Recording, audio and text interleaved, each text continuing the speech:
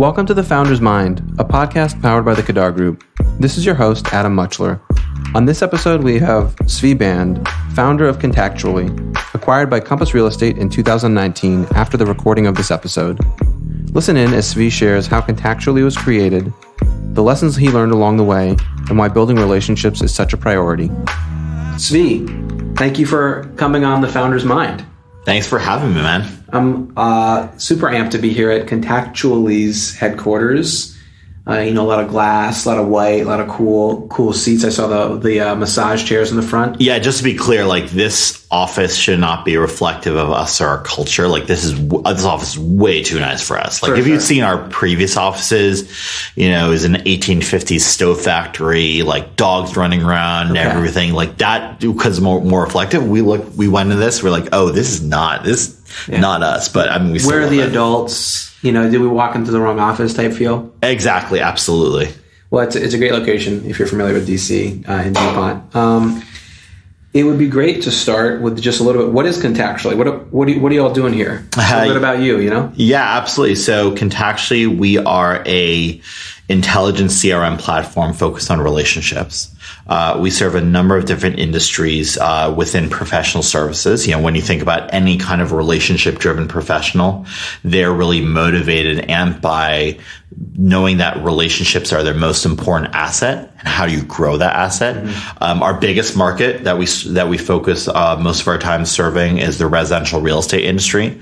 8 of the top 20 brokerages in the country are customers of ours. And so we founded in 2011, have around 65 employees, and we've raised $12 million in capital to date. That's no joke.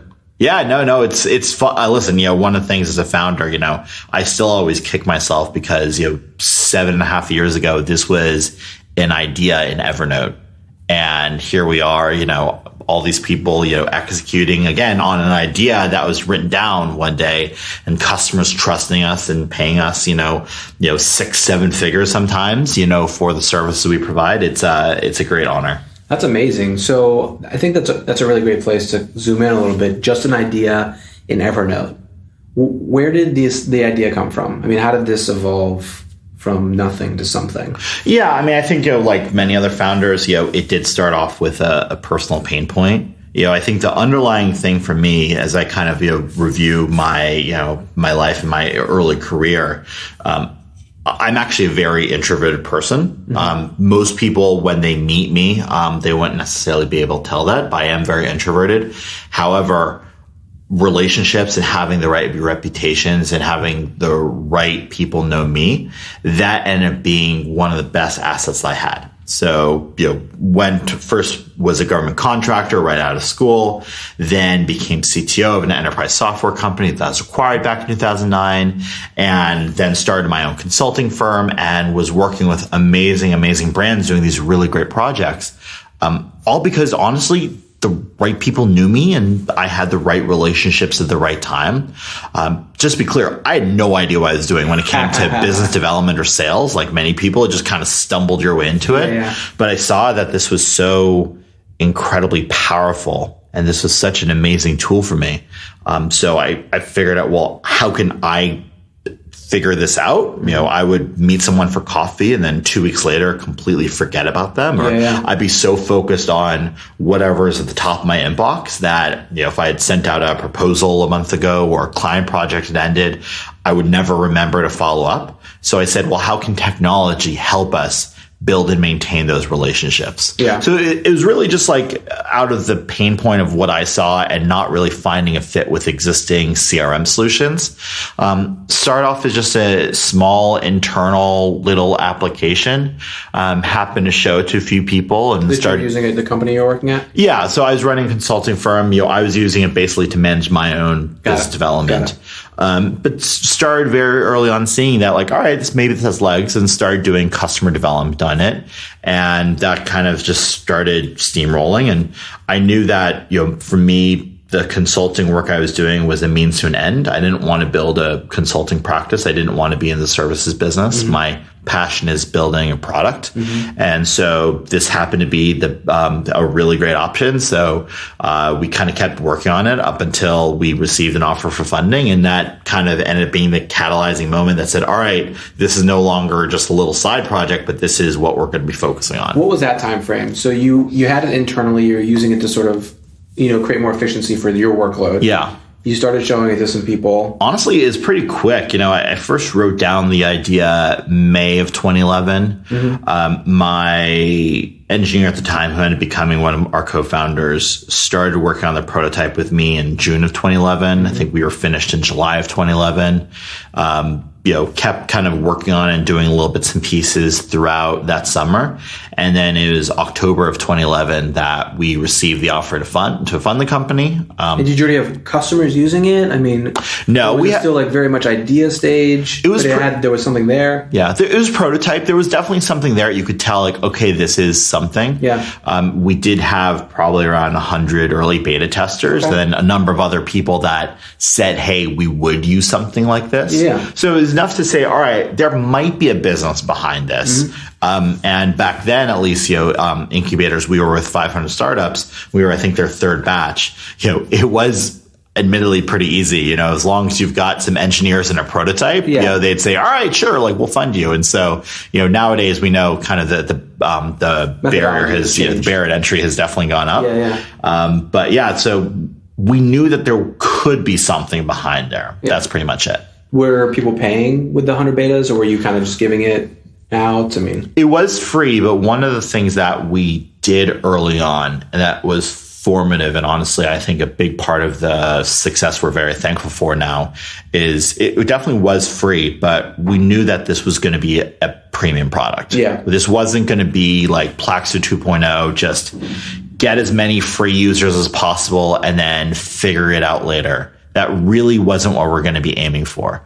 What we were trying to achieve was, all right, is there a business model behind this? So even when it was free very early on, we still, for example, put everyone behind a pricing page. Like we had everyone go through a pricing sign-up page where, they had to pick what pricing plan that they were going to choose. Got it. Right? So small things like that. And then when we added credit card functionality, we didn't require people set a credit card, but we showed that was there. And some people just kind of started just filling in credit card info. But sure, from very early on, that kind of helped us set on the path of like, all right, who are the people that would pay for this product?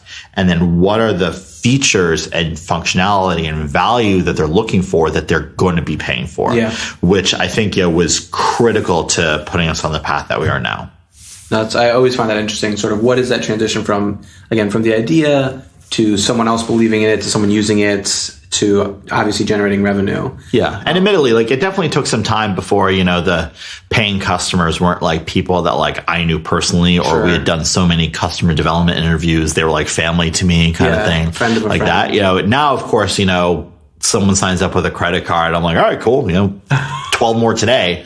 But it still just like kicks me. I'm like, wow, I remember like when we got our first customer that I didn't know. Yeah. It was like such an amazing thing. Well, do you remember when that was? I think it was sometime like early 2013.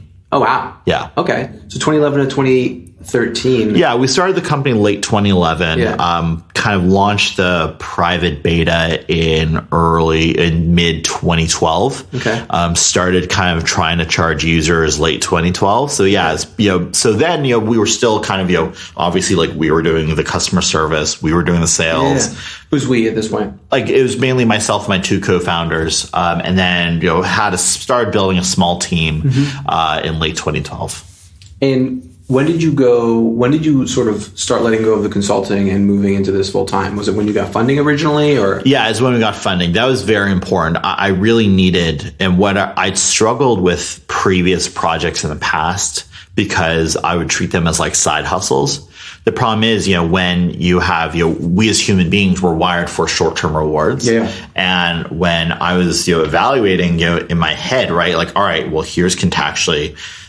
It's not going to do anything for me now, but it could be life-changing later on. versus consulting where, it's not a long-term thing, but they're offering me, X hundreds of dollars per hour right now to do the work. I would choose the consulting work. And so what I really needed and what I was thankful for behind funding wasn't really necessarily the money. It was a burn the boats moment. Like this was a time to say, all right, Contactually, we are all in. My co-founders quit their jobs. We all kind of, said, all right, this is it. We're co-founders. We are building this company. And no one did anything else. Yeah. I'm always, again, that's, I think, an interesting inflection point. When do you go all in essentially with your time? Yeah. It varies. And I think people, listen, I applaud people that can multitask like that, can have side hustles. I think that's really strong. I can't rule that at some point in the future. I might be doing other small things on the side and then some of those take off. But I truly believe there has to be some kind of, come to Jesus moment, where a team has to decide, all right, we're going to take this seriously, because otherwise, you're at risk of it being just a side hustle. For sure. Something that was coming up when you were talking about sort of the early stages of Contactually, and it started as an internal tool, is how much of that initial product still exists in today's product? Yeah, well, the funny thing is, it's still the same code base. It's just been obviously now 7.5 years of development on top of it. So there's still, someone can still rewind way, way back in our code repository and see things. Okay. There's still a lot of, I would say, of our very initial product. Yeah, it's completely different. But still the idea was there, which is how do we leverage the data that you're already generating to help you identify what are the actions that I can take that will help me build and maintain my relationships. Yeah. Right. So our first product was hilarious. It annoyed the crap out of everyone who used it. Now, of course, it's a very different story. Yeah. Annoyed the crap out of people. AKA was clunky or? No, literally what we would do is we, similar to today, we would pull in all of your email contacts. Now, of course, we do, much more than just email. We do calendar, social, phone, text, etc. But what we do then, and then we'd find data from social media and others. But then anytime you would email a contact that we didn't know, we would add it to our database, and then we'd email you to say, hey, we don't know who Adam is. Do you mind replying back to this email and telling us a little bit more? And so that was great. Cause we thought that was great. They wouldn't have to leave their email. They could add stuff to their CRM. But what turned out is that literally, for most people, every time they sent an email, it would be to someone new or someone we didn't recognize. So for every email they sent, we would send an email to them, which they would have to then respond back to. So they literally doubled the amount of email that they had to deal with. Great idea in theory, terrible in actual practice. But from that, we obviously were able to pivot and learn. And, I'm not ashamed at all of our early prototypes, because that at least got something in front of users where we could start understanding and start learning. They would say, I really hate this. What I need is this. And then we would build that. And they were like, no, you don't understand me. I want this, not this. And it was hundreds and thousands of conversations like that end up getting us to where we are today. Yeah, that's amazing. What's in your role as a founder and as an executive at this stage, what's a piece of advice that you've received along the way that comes to mind that you felt was really impactful? It really comes down to 3 words. And I didn't handle the early days very well, or the early years very well, right? I still actually struggle. Again, 7.5 years. We're now, 8 figures in revenue. I still have this survivor mentality where my job and my mindset with this company is hey, how do we just survive another day, month, year, etc. And so it really took one of my advisors. I'm forever thankful. He could tell that I was just down in the dumps and just freaking out. And he was like, just have fun. And I think that's what I coach every single founder, right? Because as you know, you meet with many of them. You've had many of them on this podcast. we're not always a very happy bunch. It's lonely, it's hard, it's scary. And I think it's very important that you have to remind yourself, hey, this is fun. I'm doing something I want to do. Yeah. I'm building a dream that I created, right? Like this is awesome, right? I still kick myself that there are, 60 some odd people on the other side of this door that are executing on an idea that I created, that we've tens of thousands of customers. Like, this is so much fun for me, right? And I have to remind myself, and, obviously you've seen the research that in general, like, mindset follows actions. And so if you actually remind yourself and actually like take the actions to remind yourself that this is a fun experience, that you should smile in the office, that you should be happy about what you're doing and thankful for everything, that your mindset then follows. Yeah, I think that's a really good point. And I think, and I don't remember exactly what Steve Jobs would say, but he had this practice where he would look at himself in the mirror and he would say, like, is he enjoying himself or is he learning, in his role? And if there were too many days in a row where that wasn't the answer, because it also might be that you find yourself at the end of a road, a journey, right? But if it was too many days in a row where that wasn't the answer, that he decided he had to make a shift of some kind. Yeah. What that shift was is unclear. Absolutely. And one of the other tools that I've found to be incredibly important is gratitude, right? And there's a lot of great tools out there. There's the 5-minute journal, or just, sitting down and, figuring out what you're thankful for. But like, again, literally one of the tricks that I've implemented now for the past 3 years is, as like if people ask you, hey, Adam, what's up? You may say, oh, just keeping busy. Oh, things are great. And I actually now have trained myself to say, oh, a lot to be thankful for. Right? Yeah.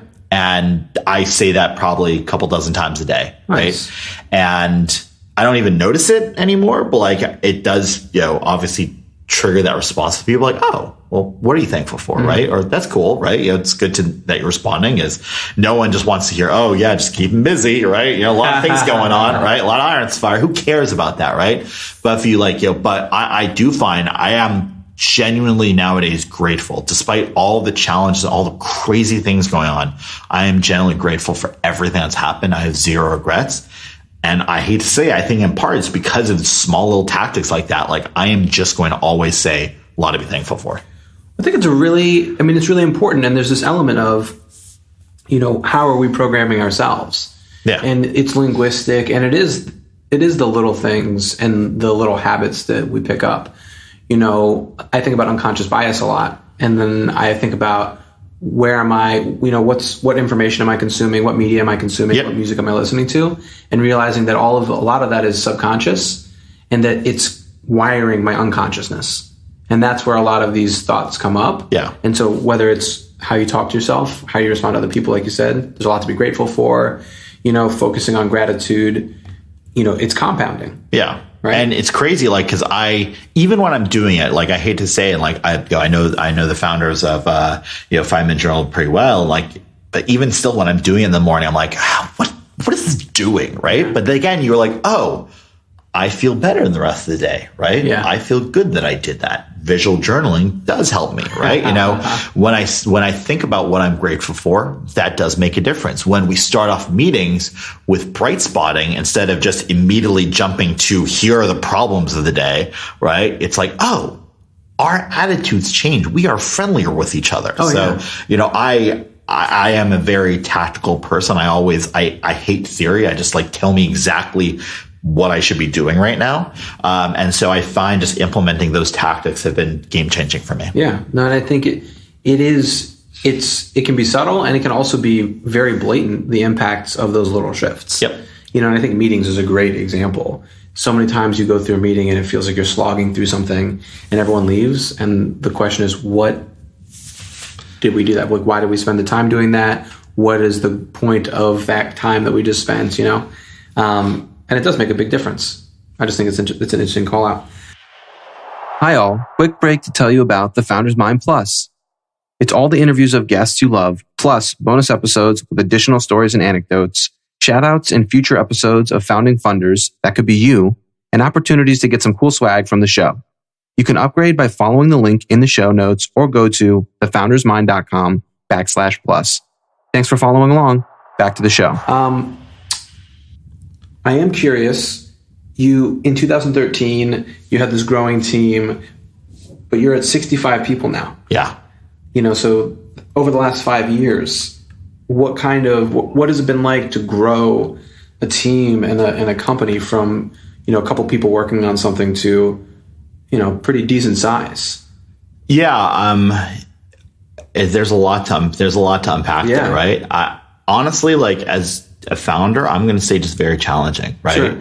Yes, you could say like, yes, it's great and it's amazing and you bring all these amazing talents, but it is very challenging building a team. And we've made a lot of mistakes. And even still nowadays make many mistakes or aware of many mistakes that we've made or are making. But I think, what matters is like we've been resilient enough that we keep trying and we're at least open to discuss the mistakes that we've made. We even did that a couple hours ago. And so that's been important. Probably one of the hardest things, that again, like, everyone thinks, oh, this is amazing, but it is actually hard if you're a founder that you were kind of doing everything yourself in a small team. Yeah. Now, you have 65 employees and like, no, they're doing all the things and more that you were doing. Oh, well, what do I do? Right. And, one of the things I always have to warn people is like, well, is that going to be something you're excited about? Right. So I know a lot of people who are makers at heart, like whose passion is building software or getting on the phone themselves. Well, are you going to be really happy when the team gets to that size? Right. Now, luckily, listen, I find plenty of ways to enjoy my day and to love my team. I have embraced servant leadership and that I've been doing that throughout. Mm-hmm. But no, there are definitely major challenges. But again, I think the reward is worth it to be able to say, hey, we've again continued building something from, a nothing, just like literally an idea to, now an 8-figure company. Yeah. What's one of the hardest things you had to let go of as the team grew? Product initially. Mm-hmm. Especially like me as CEO, there's so many hats a CEO has to wear. Contactually, obviously the product has taken a very different direction than when I initially conceived the idea. And so it's no longer my baby. Mm-hmm. And so probably one of the hardest moments was and it took my co-founders sitting down and saying, hey, Zvi, you have so much else going on. We need someone who's really going to be exclusively focused on product. Yeah. And that was really hard for me. Mm-hmm. I still, of course, still miss product. I still love what we do. I may not be engaging with our engineers or PMs on a daily basis per se. I'm not telling them what to do. I'm not sitting on product meetings, but this is still my passion, right? And so to go from a guy who was a software engineer, and this is, I still have the original wireframes, on my hard drive behind Contactually in our first user interviews, to say, oh no, I don't do product anymore. That was a big thing. And I worked to correct that. And I worked to make sure I still stay very involved. But that's been an interesting transition. Yeah. I can only imagine. It's such an interesting thing to think about. There's one of the things that I talk about is scaling yourself from founder to executive. Yeah. Right. And what your company needs from you as a founder is different than what your company needs from you as an executive. Yeah. And it's very different. It's fascinating. And I think it has, on the flip side, it's unlocked things I didn't even know I had. Yeah. Right. So I taught, my friend Todd Herman has this book called The Alter Ego Effect. And that kind of, many of us have, untapped skills and traits that we didn't even know, or that sometimes we can switch on or develop or grow. And for me, one of the things I've actually fallen in love with, I never ever thought I'd say it, is sales. I love the sales aspect. I love working with our customers. I love going to conferences and speaking and working a room and driving amazing opportunities that our sales team then runs with. I love building those relationships. That's been amazing. And again, if you go back, to 2007 era Zvi, software developer, sitting in a cubicle in a government consulting firm, I'd say you're out of your damn mind. But I love it. And so that's, yes, I've obviously had to give up certain Legos that I'm very passionate about. It's given way to let me pick up new skills that I will now, forever be thankful for. I say this a lot on the show. I think that's a great point because I learned so much from the guests of the show, and also everyone has these different lessons that they've picked up or things that impact them. You mentioned earlier that you have, introverted preferences. What's that like, being a bit introverted, but also being on the sales side? Because there's a lot of assessments that we make about introverts. Yeah. And assessments that we make about salespeople. Yeah. And there's actually been a number of number of studies come out. Like Dan Ping, for example, has, come up with To Sell is Human. Yeah. He kind of noted that actually the best salespeople aren't necessarily extroverts. They tend to be more ambiverts or introverts, and I've seen a lot of actually really great relationship builders similar to me be introverted, right? And I think it's because I'm not an extroverted person. I'm not comfortable working a room. That means when I do, I'm much more strategic and intentional around it. If I'm going to go here, I'm going to go here for an objective, right? I'm not just going to go and just hang out like I'm at a bar, right? It is really funny though that most of my friends know me as a very quiet, reserved person. Even my family does. But then, you put me on a conference floor and I'm just a completely different person, right? And I have noticed that sometimes I actually do switch that on. I walk through the threshold of a hotel and I'm all right, I'm suddenly a different person. I have noticed some more extremes like that. But it has been a fascinating experience. So I think one of the things I'm most thankful for about the founding experience is it does give you this platform upon which you can learn and experience new things, right? I would never, ever think about applying to a sales job ever in my life, right? Back then. But now I'm if you want me to, help drive large business deals, sure, absolutely. Just tell me where to go. That's awesome. And I think in there is this idea of allowing yourself to be a beginner and sometimes having to be a beginner. You don't have a choice. Yeah. Right. In all sorts of places. Is there anything else that comes to mind that you've really feel like you've transcended or learned in the founder experience? I mean, what haven't I learned, right? Yeah. You're building a business, from scratch, right? So yeah, I think there's no shortage of things that I've learned. For example, yes, I took basic accounting classes in school and I did the whole 10-day MBA. And of course that's in one ear out the other.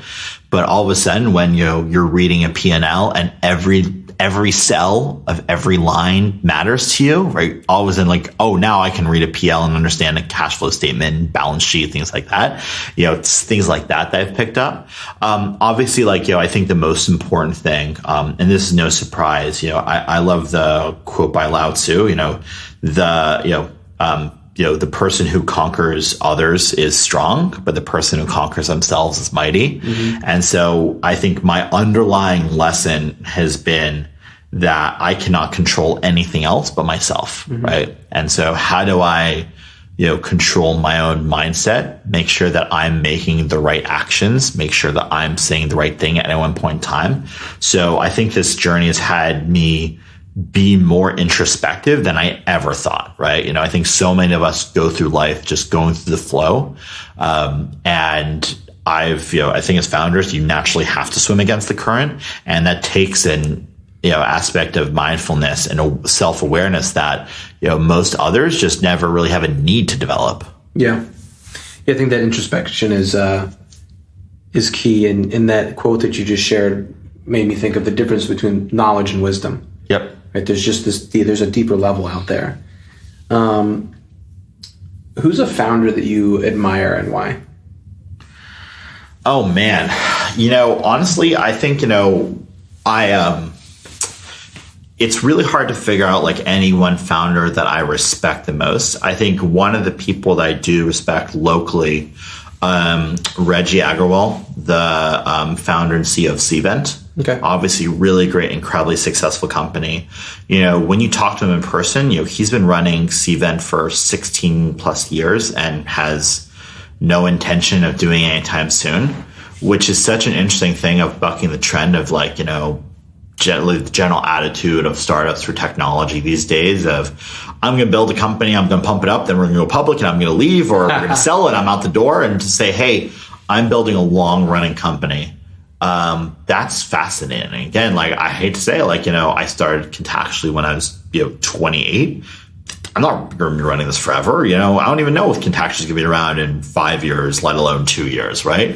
And so to be able to say like, hey, no, this is just what I do, and this is who I am, that takes a completely different personality trait than I think most of us have. Yeah.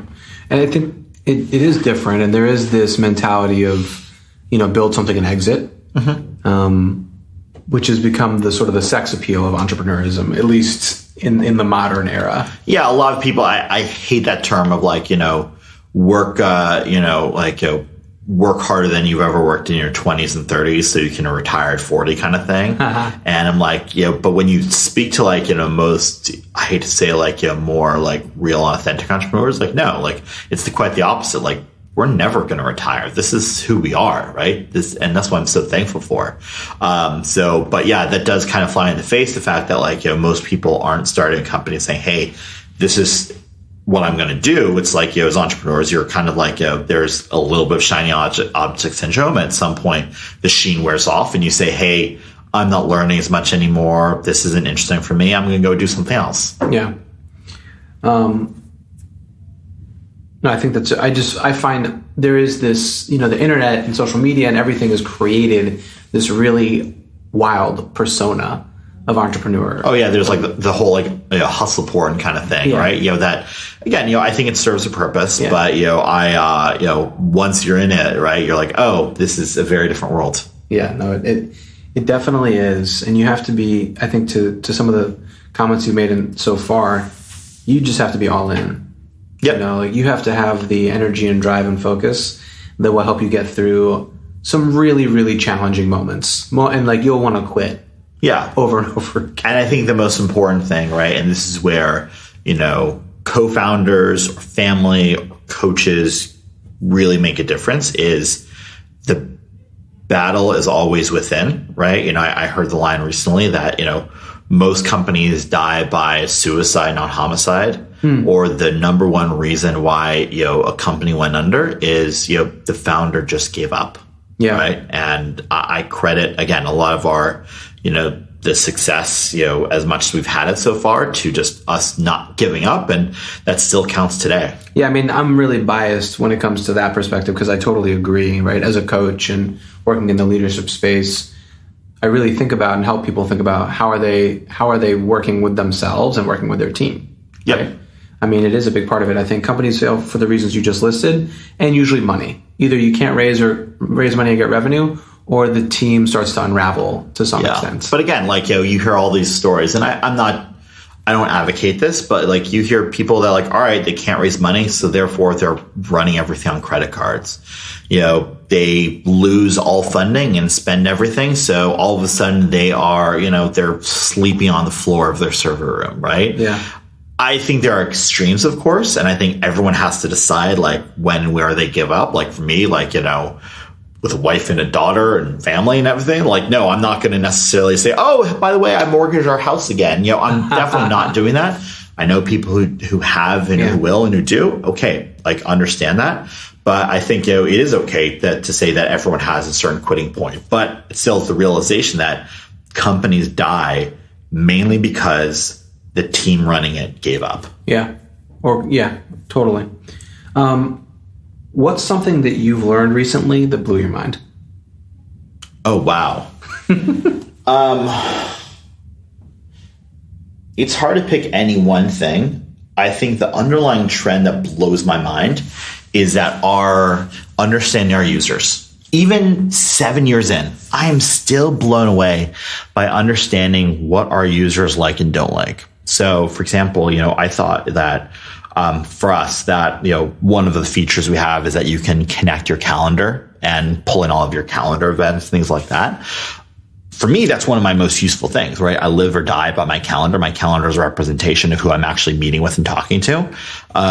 It turns out, literally this was actually an hour ago, that turns out to be one of our least popular pieces of functionality. The calendar integration? Yeah, in terms of like what customers find value out of. I'm like, really?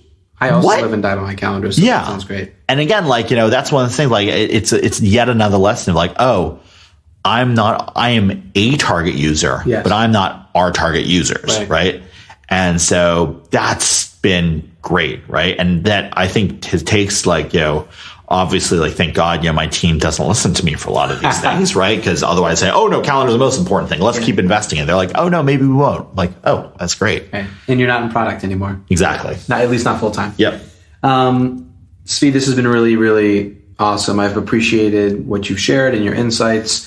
I think the last question would just be, for anyone that's interested in following along in your entrepreneurial journey or the work that you do, is there a good place for people to follow you, to say hey, to see what's up? Yeah, luckily, there aren't too many Zvi bands in the world.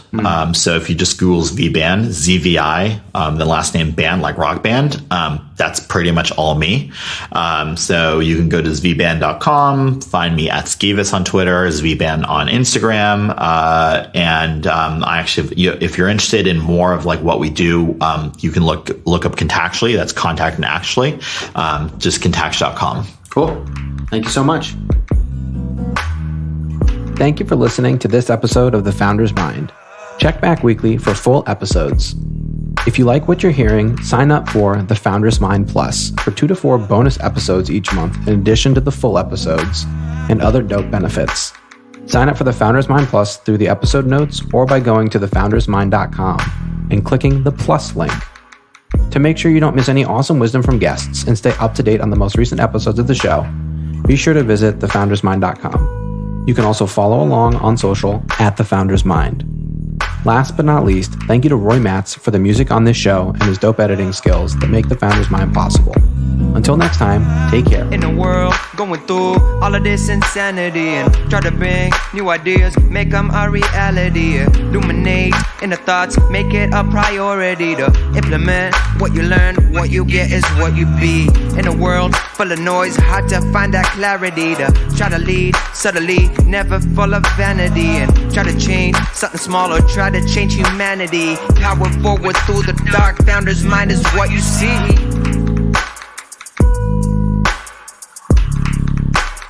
Founder's Mind is what you see.